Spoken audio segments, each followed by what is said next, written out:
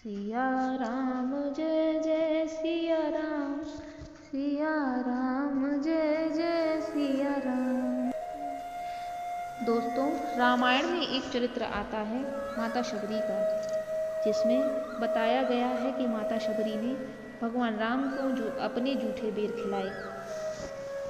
उन्होंने अपने जूठे बेर भगवान को क्यों खिलाए, आइए जानते हैं माता शबरी की पूर्ण कथा। बात भगवान राम के जन्म से पहले की है, जब भील आदिवासी कबीले के मुखिया अज के घर बेटी पैदा हुई। उनका नाम श्रमणा रखा गया। श्रमणा शबरी का ही दूसरा नाम था। शबरी की माँ इंदुमती उसे खूब प्यार करती थी। बचपन से ही शबरी पशु पक्षियों की भाषा समझकर उनसे बातें करती, और जब शबरी की माँ उसे देखती तो कुछ समझ नहीं पाती थी।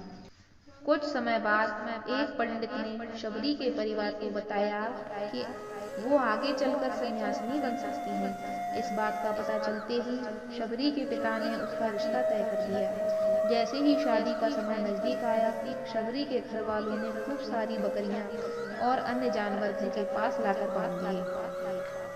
एक दिन शबरी की माँ जब उसके बाल बना रही थी तो उसने माँ से पूछा, इतने सारे जानवर हमारे घर क्यों लाए गए हैं? माँ ने जवाब दिया, बेटी तुम्हारा विवाह होने वाला है, इसलिए हम लोगों को इनका इंतजाम बलि के लिए किया है।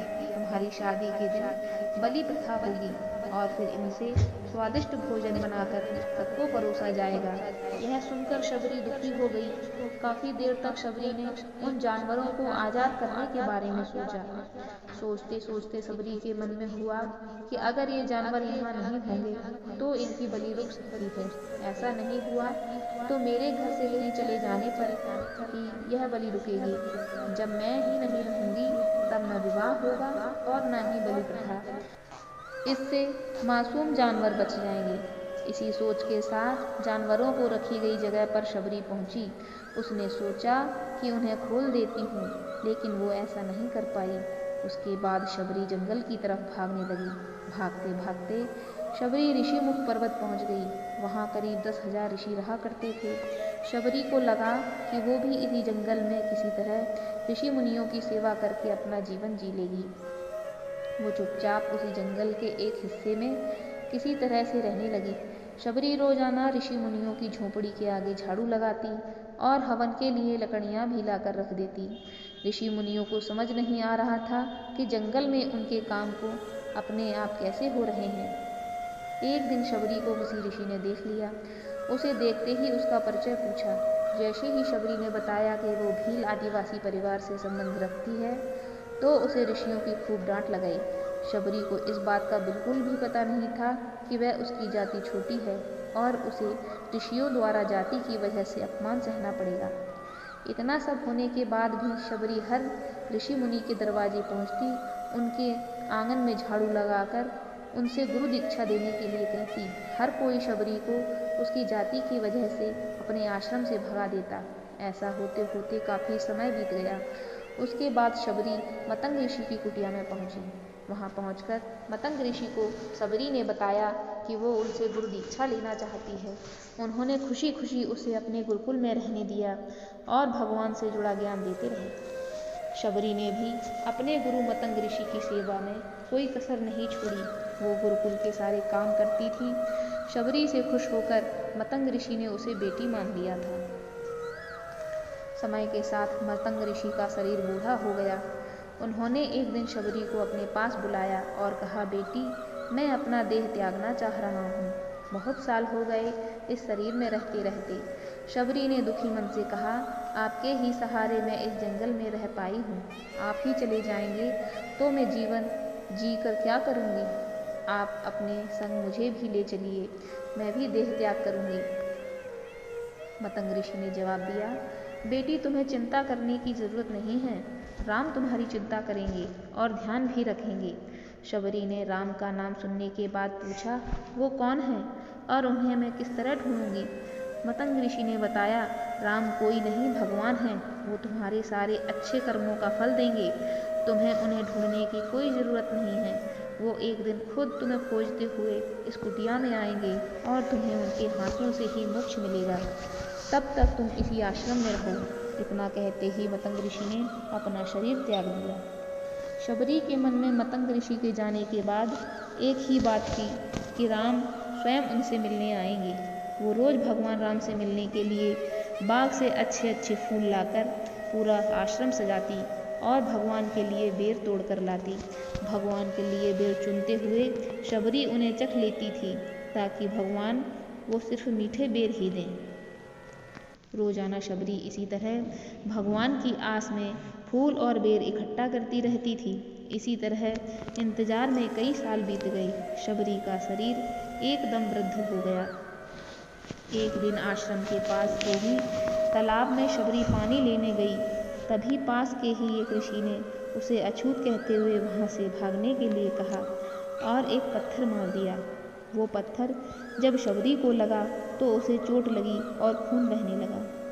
बहते हुए खून की एक बूंद उसी तालाब के पानी में गिर गई। तभी पूरा तालाब का पानी खून में बदल गया। यह सब होता देखकर ऋषि ने शबरी को ही डांटा और कहा, पापिन, तुम्हारी वजह से पूरा पानी खराब हो गया। रोज ऋषि उस पानी को साफ करने के लिए अपनी कई तरह की विद्याओं का इस्तेमाल करते। कई सारे जतन करने के बाद भी कुछ नहीं हुआ। फिर उन्होंने गंगा जैसी कई पवित्र नदियों का जल भी उस तालाब में डाला, फिर भी तालाब का पानी साफ नहीं हो पाया और वो खून जैसा ही रहा। कई साल तक तालाब के पानी को साफ करने की कोशिश के बाद भी कुछ काम नहीं आया तो ऋषि ने थककर सब कुछ छोड़ दिया। इस घटना के कई सालों बाद भगवान राम अपनी पत्नी सीता के हरण के बाद उन्हें ढूंढते हुए उसी तालाब के पास पहुंचे। ऋषि मुनियों ने उन्हें पहचान लिया। भगवान को वहां देखकर ऋषियों ने तालाब का पानी साफ करने के लिए भगवान को अपने पैर उसमें डालने के लिए कहा, लेकिन पानी जैसे का तैसा ही था। ऋषि मुनियों ने भगवान से भी कई अन्य जतन करवाए, लेकिन वो पानी जस का तस खून जैसा ही रहा। तब भगवान ने ऋषियों से पानी के रक्त में बदलने की कहानी पूछी। तब ऋषि ने शबरी को पत्थर मारने वाली सारी बात बता दी। उसके बाद कहा कि वो महिला ही अपवित्र है, छोटी जात की है, इसलिए ये सब हुआ है। उसी भक्त भगवान राम ने कहा, ये सब आप लोगों के खराब वचनों से हुआ है। शबरी को इस तरह के शब्द बोलकर आप लोगों ने उसे नहीं बल्कि मेरे दिल को घायल किया है। इसी घायल दिल के रक्त का प्रतीक यह तालाब का पानी लाल है। आगे भगवान बोले, कहाँ है वो माई, मैं उनसे मिलना चाहता हूँ। तब तक शबरी उसी तालाब के पास पहुँच जाती है। इसी दौरान शबरी के पैर को ठोकर लगती है और कुछ धूल उस तालाब में गिर जाती है। तभी सारा पानी साफ हो जाता है। भगवान सबसे कहते हैं कि देखिए, आप लोगों ने क्या कुछ नहीं किया, लेकिन पानी साफ नहीं हो पाया। अभी सिर्फ इनके पैर की थोड़ी सी धूल ने ही तालाब का पानी साफ कर दिया। भगवान राम को शबरी पहचान चुकी थी। उन्हें प्रणाम करके शबरी ने कहा, भगवान आप मेरे साथ कुटिया में चलिए। भगवान भी खुशी खुशी शबरी के साथ चल पड़े। फूलों से शबरी ने भगवान राम का स्वागत किया। वो सीधे बेर तोड़ने के लिए भाग गई और चक चक कर उनके लिए बेर लेकर आई। उन्होंने बड़े ही प्यार से भगवान राम और उनके भाई लक्ष्मण को बेर दिए। भगवान राम ने भी उतने ही प्यार से उन बेरों को खाना शुरू किया। तभी बेर देखकर मुंह बनाते हुए लक्ष्मण ने कहा, भैया ये जूठे बेर हैं, इन्हें आप कैसे खा सकते हैं। भगवान ने जवाब दिया, लक्ष्मण ये जूठे नहीं बल्कि बहुत मीठे हैं। शबरी माई हम सबके लिए ये बहुत प्यार से तोड़कर लाई है। इतना कहकर भगवान राम ने उन बेर को खाने लगे।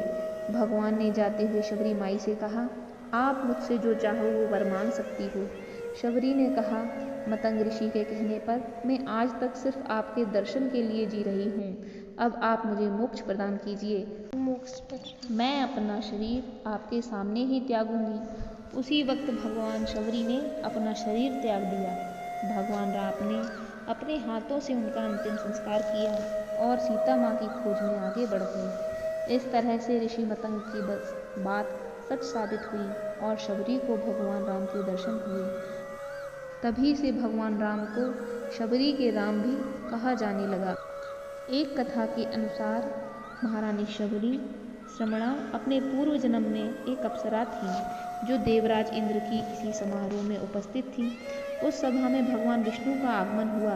वह भगवान विष्णु के प्रति अनुरक्त होकर उन्हें अपलक दृष्टि से देखती रह गई। देवराज इंद्र इस बात से क्षुब्ध हो गए और उसे श्राप दे डाला कि जा, तू मनुष्य योनि में जन्म लेकर अधम जाति की स्त्री हो। वही अप्सरा राम अवतार में इंद्र के शाप के कारण शबरी हुई तथा अपने भगवत अनुराग के कारण भगवान के दर्शन का सौभाग्य प्राप्त हुआ। भगवान राम ने शबरी को नवधा भक्ति का उपदेश किया। भगवान राम ने शबरी के अतिथि सेवा से प्रसन्न होकर कहा कि मैं तुझसे अपनी नवधा भक्ति का उपदेश देता हूँ, तू सावधान होकर सुन और मन धारण कर। पहली भक्ति है संतों का सत्संग, दूसरी भक्ति है मेरे कथा प्रसंग प्रेम, तीसरी भक्ति है अभिमान रहित होकर गुरु के चरण कमलों की सेवा और चौथी भक्ति यह है कि कपट छोड़कर मेरे गुण समूहों का गान करें, मेरे मंत्र का जाप और मुझ में दृढ़ विश्वास। यह पांचवी भक्ति है जो वेदों में प्रसिद्ध है। छठी भक्ति है इंद्रियों का निग्रह, शील, स्वभाव या चरित्र, बहुत कार्यों से वैराग्य और निरंतर संत पुरुषों के धर्म में लगे रहना। सातवीं भक्ति है जगत भर को संभाव में मुझसे ओतप्रोत देखना और संतों को मुझसे भी अधिक करके मानना। आठवीं भक्ति है जो कुछ मिल जाए उसी में संतोष करना और स्वप्न में भी पराये दोषों को न देखना। नवीं भक्ति है सरलता और सबके साथ कपट रहित बर्ताव करना, हृदय में मेरा भरोसा रखना और किसी भी अवस्था में हर्ष और दैन्य का ना होना। इन नवों में से जिनके एक भी होती है वह स्त्री पुरुष जड़ चेतन कोई भी हो मेरे धाम को प्राप्त होता है और अंत में मोक्ष प्राप्त करता है। तो दोस्तों, ये थी परम भक्तिमती माता शबरी और उनके राम की कहानी। अगर आपको यह वीडियो अच्छी लगी हो तो प्लीज़ एक लाइक और शेयर कर दीजिए और इसी तरह की भक्ति से भरपूर कहानियाँ सुनने के लिए हमारे चैनल को सब्सक्राइब कर लीजिए, जिससे हमारे वीडियोस की नोटिफिकेशन आपके पास सर्वप्रथम पहुँचे। धन्यवाद।